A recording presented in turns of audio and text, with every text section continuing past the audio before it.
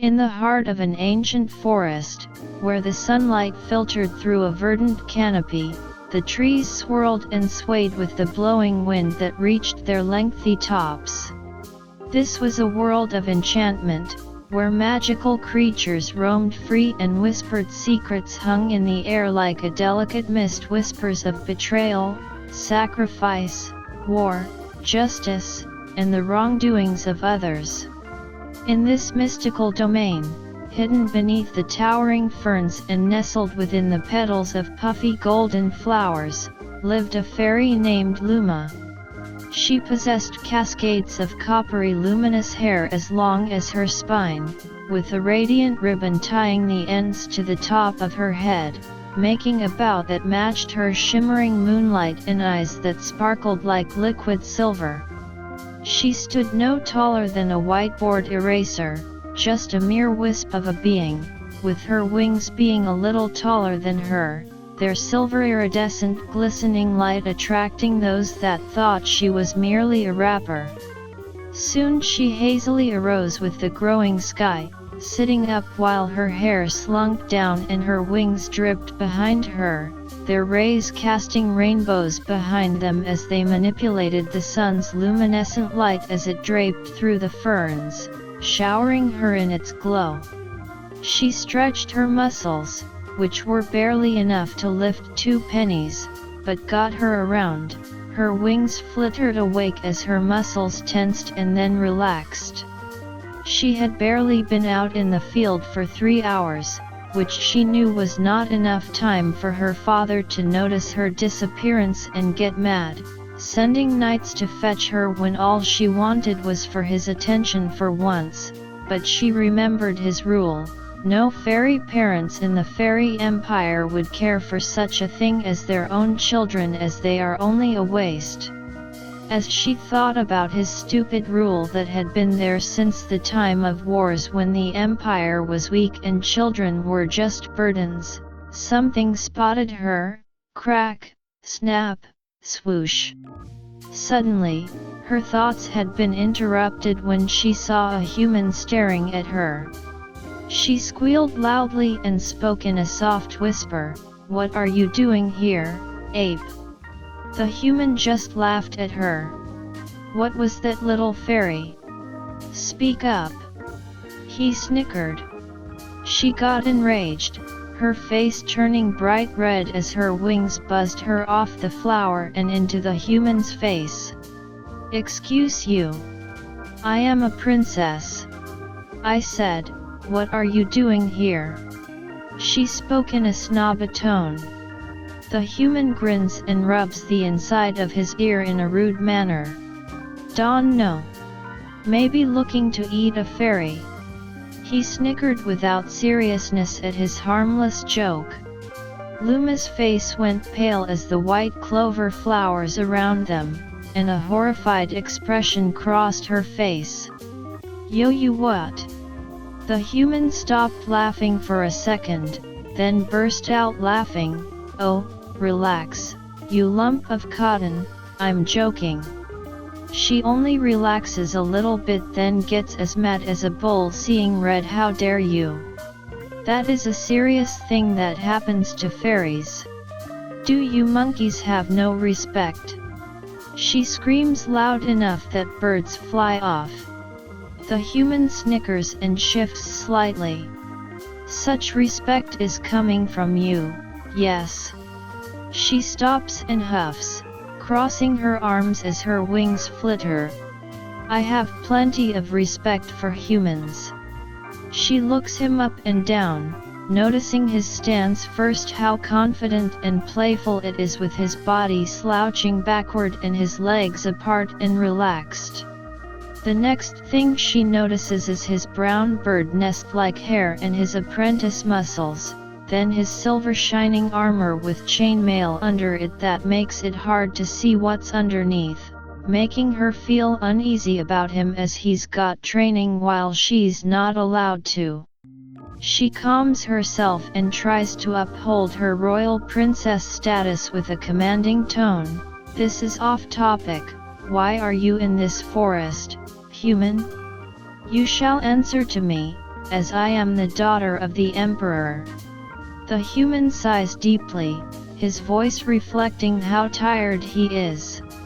"I just needed a break from training, and I was hoping we could be friends."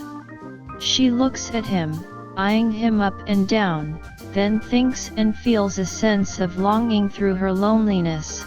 "Why would I dash? Very well, human, we can be friends. My name is Luma." She smiles and flutters around while he looks relieved. "Thank you, my name is Jason." Jason takes off his helmet and holds out a hand, as if offering his word of peace to her. As the days passed, Jason would often meet Luma. He would spot her underneath the ferns, as she looked like a rapper with her wings swaying in the wind. Today was different, however. Luma was waiting for Jason, but this time he seemed different. He wouldn't look at her and was hiding something behind his back. "Suu, what ya hiding?" Luma asks as she swirls around his head, overjoyed with affection, while Jason stares at her with nervousness. "Aha, just a hole in my pants." Jason spoke with a solemn tone. Luma looks at him, confused with what he's hiding. Her wings flutter for a short second as she lands on his shoulder and speaks excitedly. "So what do you want to do today?" Jason huffs heavily, as if his chest has a dog on it. "How about we take a nap? I'm kind of tired, and you look tired." Luma pouts at his idea but then sighs and slowly lowers herself onto a puffy flower, draping her mirage-shining wings over herself, making a cocoon out of them. Luma yawns and looks up at him. "What do you want to do afterwards, Jason?" Her eyes were drooping slowly, like petals falling. Jason coughs and looks nervously around. "We can play truth or dare again, but you should really rest. I'll be right here to guard you." Luma yawns and nods as she slowly falls asleep, curled up closer to a fawn than a fairy. She opens her eyes and looks at Jason. "Are you not going to lay down, silly? I swear you needed to lay down to sleep." Jason nods quickly and lays down next to her. As Luma awakes hazily, she notices she's no longer in the forest. She looks around, spotting bars full of mahogany rust forming from water droplets on the ceiling and a bar holding up several bird cages full of other fairies. The room was gloomy, with one light in the middle and cold stone walls, chains everywhere with little to no clean areas, and hidden skeleton bones that she could only vaguely see in the corner, with the sounds of echoing screams and squeals. Panic starts to set in for Luma as the sleep wears off and the confusion sets in, and she starts to flutter around her cage, trying to get out, but within a few moments, she notices, as if on K, a chuckle coming down the hall. A large, tan man taller than the door frame steps in, having to bend down to get in, with his long beard reaching his chest and his hair as dark as white on black, his eyes blue enough to be mistaken for toys and the distinguishing feature of knight's armor. He walks straight up to Luma's cage, causing her to shiver, and backs away. "What a pretty little thing. The Emperor's daughter is correct, Jason." Jason walks in, causing Luma's eyes to widen as her heart beats into a pit. "Correct, Mill, I tricked her into being caught.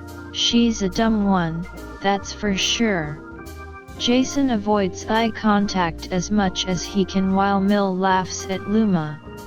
"Ah, well, ain't that just cruel, Jason? Can't you be nice to your old friend?" Luma just stares directly at Jason and speaks with a wavering stutter. Jason? What did you do?" I trust you. You really are just a fluffing ape. Mill snickers and nudges Jason, then looks at Luma and says, "Sweetheart, he's just a tool, you should know better not to trust strangers."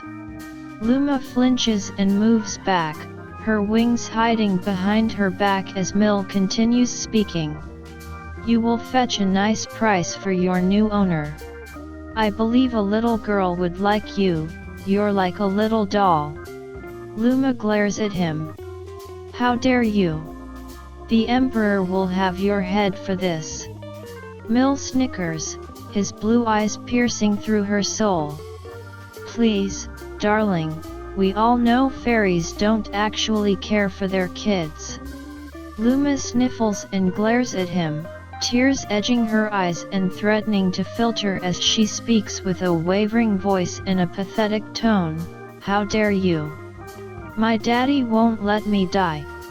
Mill chuckles as he spits out onto the stone floor, filling Luma with disgust. "All you humans are pigs. I want to go home." Luma starts crying heavy sobs that make the other fairies look with pity, and Jason winces. Mill starts speaking with a giddy tone. "Oh, look at those beautiful tears. You will sell for a lot, yes, you will." Luma just continues to sob and sob as her cheeks turn red. Jason fills with guilt as he looks upon her, but he tries to hide it when Mill looks back at him, but Mill notices and smacks him. The room was filled with pained grunts and snaps as Mill repeatedly smacked Jason over and over again while Jason lay on the floor, bloodied and bruised from metal being beat into him. Mill hits him, smacks and hits, then spits on him. "Watch these fairies, you bloody mongrel." Luma watches with tears in her eyes and terror etched in her face as Jason stays scraped on the ground, unmoving but definitely breathing, and after a few minutes, Luma can't take it and whispers, mocking a yell, "Jason! Come on, Jason, get up! You can't die here. I understand you don't like me, but you can't die here. Please." Luma starts sobbing as she watches him. As minutes feel like eternity in the eyes of life sketched before them, Jason started to move slowly but surely. He got up, rubbing his wounds and brushing off dirt. Luma, be quiet." Jason groans as he leans against the wall, coughing as his lungs breathe in the escape of death as the looming somber mood leaves the hall as they watch dust settle down. "I'm sorry, Luma. I am very scared of him. I couldn't come home without a fairy again." Luma sniffles. "Why couldn't you just run from him?" Jason just sighed and shook his head. Ultimately, he wasn't going to tell why. "Listen, Luma, just don't question it." Jason watches as Luma cries again and sighs. A few hours later, after quite a lot of crying, Jason speaks. "Up, Luma, please stop." Luma speaks through streaming sobs. "Be bulletin but my dad. Ill never see him again." Jason sighs, groans, and leans deep into the stone walls. "Just break out if you're so concerned." Luma sniffles as tears continue to stream down her rose-tinted cheeks. Jason's annoyance continues to grow. "Luma, shut the hell up. Your bull crap is annoying." Luma's tears stop a bit as she glares at him. "Shut up, you disgusting ape. I wish all humans were dead. You're all so cruel." Jason's annoyance turned to anger, with his face turning a bright red as she spoke. "We're cruel? We're cruel. Your father won't even look for you because he doesn't care that you're gone." With that, Luma started heavily sobbing and making a high-pitched wailing noise that sounded like a bird. After ages of listening to Luma's bowl, Jason finally heard Mill coming back. "What is that awful noise?" Jason looked hesitant to say something but said, "It's the princess, sir. She's very upset and refuses to shut up even when I tell her to." Mill looks over at the princess and focuses on the noise she's making, then takes a second to think and does something unbelievably cruel. He starts shaking the cage till she goes quiet and you can't hear even the swish of grass. There we go. Now she's quiet. "I can't believe you're too stupid to think of that, Jason." Jason shakes the wide-eyed, horrified expression on his face and peeks into the cage, noticing all the bruises and bleeding Luma had. Mill, I think you did too much." Mill snickers, "Oh, please, she is fine, just a bit unconscious." At that moment, there was a loud roar outside as the stone building above was ripped off, leaving just the open basement. Exposing what Mill and Jason had done, they suddenly saw an army of fairies, elves, and hybrids. They were considered the guardians of the forest and often allied for their fallen. One fairy stepped forward and spoke with a commanding tone, his appearance very similar to Luma's in color except for his rough beard. "Where is my daughter?" he said as his wings fluttered.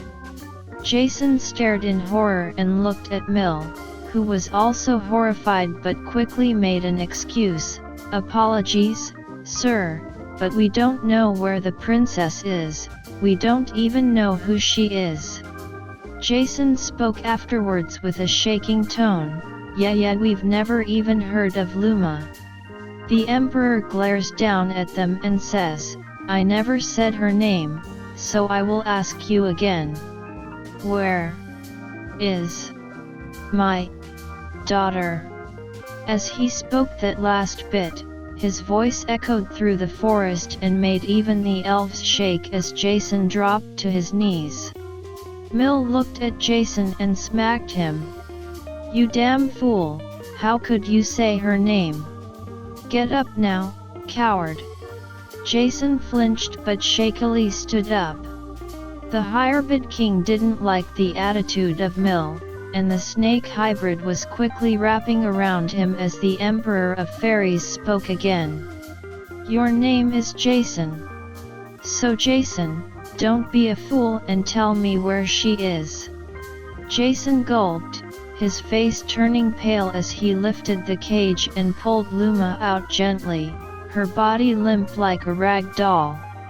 "Here she is, sire, and I am ever so sorry for what I have done. I was forced." The Emperor looked at his daughter, his face going pale as he looked at how limp she was. He immediately was at her side, checking her pulse. "You are lucky she is alive. He has a team of medic fairies come over, and they work on Luma till her eyes open." "Dad? You came for me." The Emperor hugs Luma tightly. "Oh, my sweet girl, of course I did.